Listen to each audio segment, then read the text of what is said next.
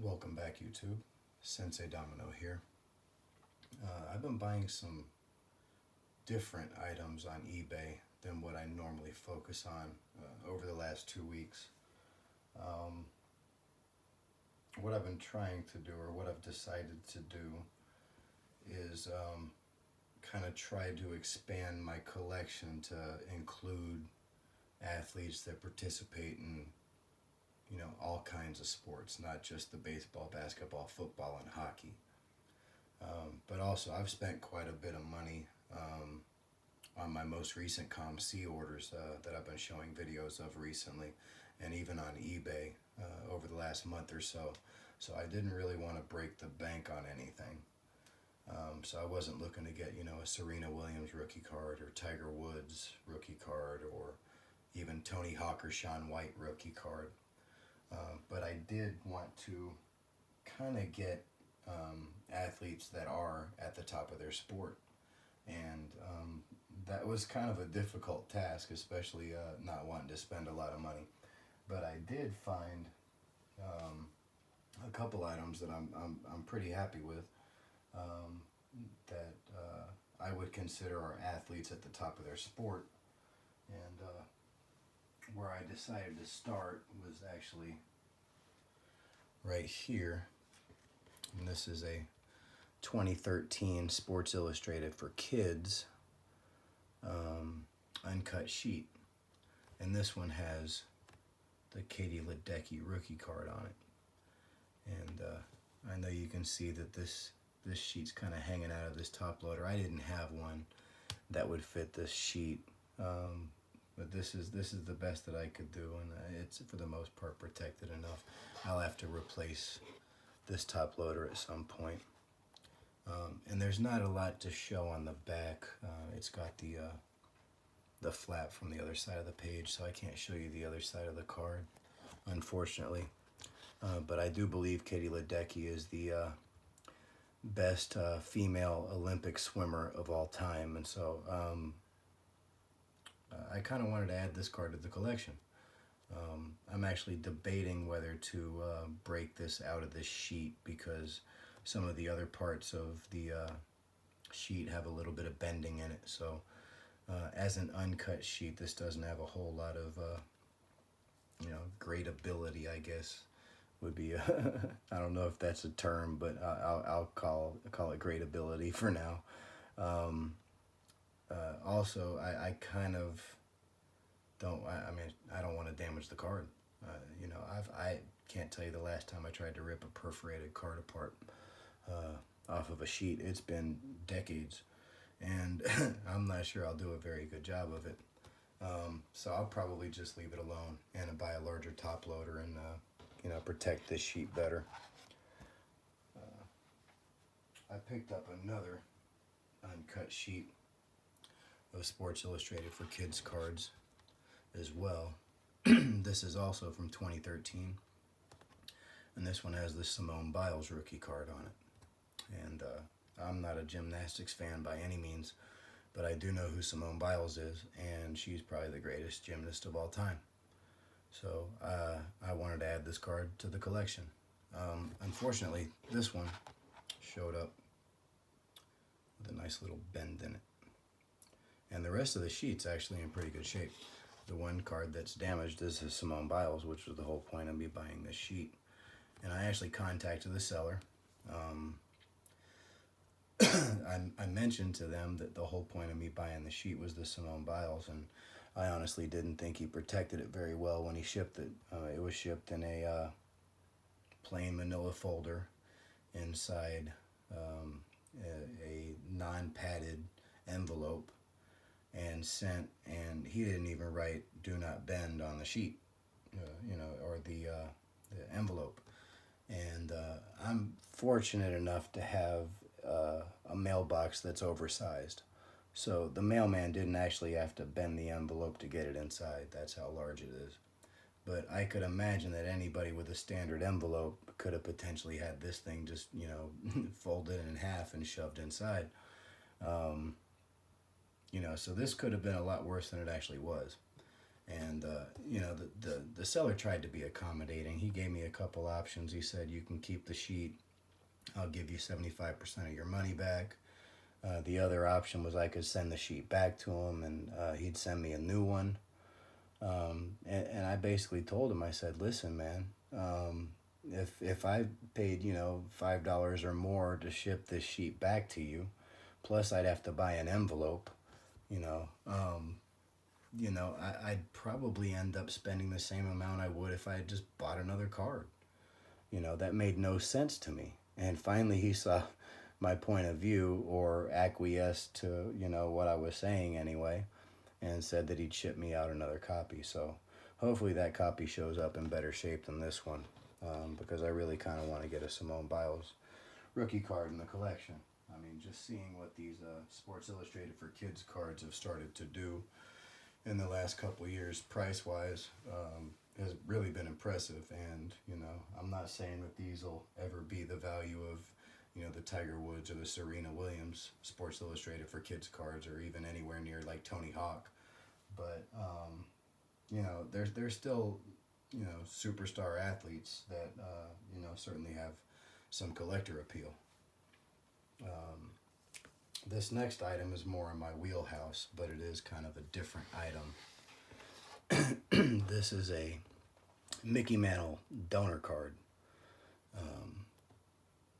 This is from right after he had his transplant, which was done at the Baylor University Medical Center in Dallas. So I actually remember when this was going on.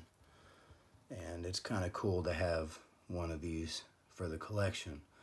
I think I saw Pepino Man show it on one of his videos, and I was like, you know what, that's kind of cool. I'm going to pick one of those up. And so I did. This is a nice, clean copy. Hasn't been filled out or anything. And so I thought it would be a nice addition to the collection. I don't have a whole lot of Mickey Mantle stuff. And I just thought it was kind of cool. Pick it up. Didn't cost a whole lot. This last item that I'm going to show, I got to give credit where credit's due. This card or item, I guess, I saw on a video that John Mangini posted probably maybe 2 or 3 weeks ago. I'd never heard of this athlete before, but after watching the video, I was so impressed by her that I even mentioned on his comments that I was going to look to pick up a card. Her list of accomplishments is absolutely amazing. And the fact that people don't know who this person is, or she's not, known more than she actually is an absolute travesty. And let me get these into the shot. I actually bought 2 of them. This is Joan Joyce. And she is an absolutely amazing softball player. She has 150 no-hitters. She has 50 perfect games. All right. She has a lifetime earned run average of 0.09. One season she won 42 games. She's got countless other records. In 1961, she actually struck out Ted Williams. She did it again in 1966. All right. In 1978, she struck out Hank Aaron. And Carl Yastrzemski, who was actually her neighbor, actually declined an invitation to do an exhibition because he didn't want to get struck out by her. I mean, she was that dominant. She was actually part of a USC study where they were studying different pitches, and her pitches were clocked in the mid-70s, which, considering she pitches from 40 feet, was the equivalent of 119 miles an hour. So it's no wonder that people weren't, some of the best athletes, baseball players of all time, weren't able to hit her pitches. She was that good. And not only that, but she also, in her late 30s, decided to take up golf. And she actually got so good that she joined the LPGA Tour and participated on the LPGA Tour from 1977 to 1994. And she actually has the record for the lowest number of putts in a single LPGA round, was 17. And she did that in 1982. She was also part of the United States Volleyball Association, where she was named All-East Regional Team. She was a two-time USA Women's National Basketball Team member. And in 64-65, she actually set the national tournament single-game scoring record by scoring 64 points in a game. Or 67 points in a game. She was also a four-time Women's Basketball Association All-American and a three-time AAU All-American. She's actually a member of the National Softball Hall of Fame and the International Softball Federation Hall of Fame. And she's one of only 3 Americans in the International Women's Sports Hall of Fame. I mean, she's essentially Babe Didrikson Zaharias. That's the only comparison I have for this person. She was dominant in just about every sport she participated in. And she's the greatest softball player of all time. I mean, and this right here, this 77 to 79 Sportscasters card is the only card that she ever appeared on. And so I had to pick it up, and I wanted to pick up 2, and so I did. It's just a shame that so many people don't know about her. And tragically, she passed away probably a little less than a month ago, shortly after she won her 1,000th game as the head coach of the Florida Atlantic University women's softball team. I don't think she actually coached in the game because she was at the hospital or getting treatment, and but she was credited with the win, and so she ended up cracking 1,000 wins, and she finished with a head coaching record of 1,002 wins, 674 losses, and 1 tie.